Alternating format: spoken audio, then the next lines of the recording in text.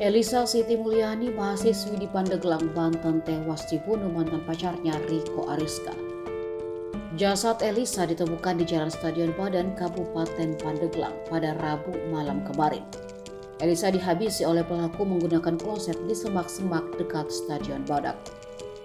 Pelaku nekat menghabisi nyawa mantan pacarnya lantaran pelaku sakit hati korban sudah punya kekasih baru setelah putus dengan pelaku. Lantas siapakah sosok Elisa Siti Mulyani? Dilansir dari tribunbanten.com, Elisa merupakan mahasiswi sebuah perguruan tinggi swasta di Kota Serang, Banten.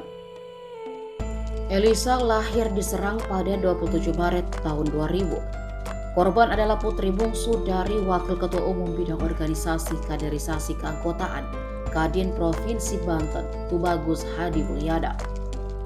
Cica sapaan akrab Elisa tinggal di Kampung Seruni, Kelurahan Seruni, Kecamatan Majasari, Kabupaten Pandeglang. Menurut Tubagus, Elisa merupakan anak yang mandiri. Meski anak bungsu, ia tak haus dimanja oleh kedua orang tuanya. Berstatus sebagai mahasiswi, Elisa aktif dalam kegiatan di kampusnya. Almarhum juga disebut rajin beribadah. Elisa diketahui bekerja sebagai mitra input data di Badan Pusat Statistik Kabupaten Pandeglang.